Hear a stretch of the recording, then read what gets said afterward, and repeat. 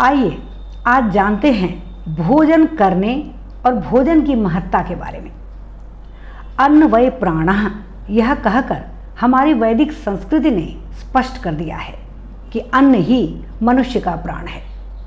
ऋग्वेद के दूसरे मंडल का जो 30वां सूक्त है, उसके 7वें मंत्र में इस संबंध में बहुत ही विस्तार से बताया गया है कि ऐसा भोजन जो करने से हमें शक्ति और बल की प्राप्ति हो, हमारे चेहरे पर ओज और कांति हो और हमारी जठराग्नि को उसे पचाने में ज़्यादा कष्ट न करना पड़े, और साथ ही ऐसा भोजन जो हमारे कार्य करने की शक्ति को भी बढ़ाए, उसी तरह के अन्न को ग्रहण करना चाहिए। इसके विपरीत जिस भोजन को करने के बाद आलस्य हो, नींद आए या नशे की स्थिति आ जाए, ऐसा भोजन वर्जित बताया गया है। वस्तुतः वेदों में आहार शब्द की व्याख्या करते हुए कहा गया है, आहार अर्थात वो अन्न जो हम भोजन के रूप में ग्रहण करते हैं, उसमें 5 तत्व तो अवश्य होने चाहिए। उस भोजन को करने के बाद हमारा बल, हमारा ओज, हमारी कांति, हमारा तेज, हमारी स्मृति और हमारी शक्ति सदा बढ़ती हुई होनी चाहिए। वेदों में स्पष्ट कहा गया है कि हम क्या भोजन करें, कैसे करें, कब करें, कहाँ करें और कितना करें। वस्तुतः हमें क्या खाना चाहिए, हमारा आहार कैसा हो, ये सबसे बड़ा प्रश्न है। यदि हम सात्विक भोजन करते हैं तो वस्तुतः हमारी शक्ति, हमारा बल, हमारे चेहरे की कांति निसंदेह रूप से वर्धित होगी। इसके विपरीत मांसाहारी भोजन जहाँ हमें एक ओर थकाने वाला होता है, निंद्रा और आलस्य देने वाला होता है, वहीं दूसरी ओर हमारी शक्ति को, हमारे कार्य शक्ति को क्षीण भी करता है। तो सदा सात्विक आहार करना चाहिए। और कितना खाना चाहिए?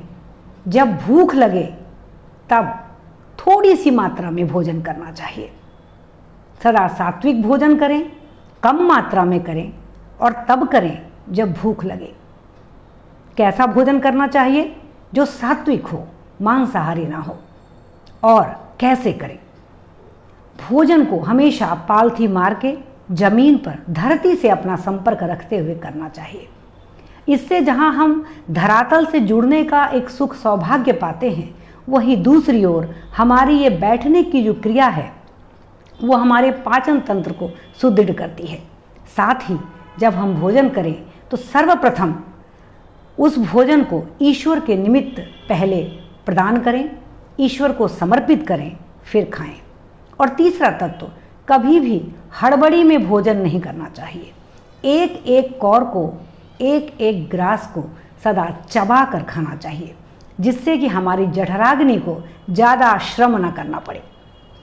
तो यदि हम ये 5 तत्वों को जानते हैं कि हमें भोजन कब करना चाहिए, कैसे करना चाहिए, कहाँ करना चाहिए, कितना करना चाहिए, तो स्वतः ही ये प्रश्न भी उत्तर हमारे सामने ले आता है कि क्यों करना चाहिए। भोजन करने से हमारा जो शारीरिक बल है वो बढ़ता है। तो हमारी शक्ति, हमारी ओज, हमारी कांति को बढ़ाने के लिए भोजन करना हमारे लिए अत्यंत आवश्यक है। आज के युग में आप देखते होंगे कि डाइटिंग जैसा शब्द अस्तित्व में आया है। वहाँ भोजन का तिरस्कार करके या कम मात्रा में भोजन करने के पश्चात विभिन्न प्रकार की शारीरिक व्याधियां आ जाती हैं।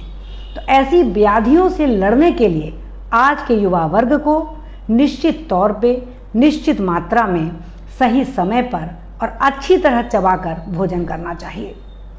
ऋग्वेद के दूसरे मंडल के 30वें सूक्त के इस 7वें मंत्र में कहा गया है कि हम सदा बैठकर शांति से ईश्वर का नाम लेकर सात्विक आहार ग्रहण करें और भोजन के मध्य में जलपान बिल्कुल भी ना करें। भोजन के पश्चात हम जल ग्रहण कर सकते हैं। तो आइए वेदों की इस उक्ति को अपने जीवन में उतारें और सदा स्वस्थ, सबल और शांत जीवन गुजारें।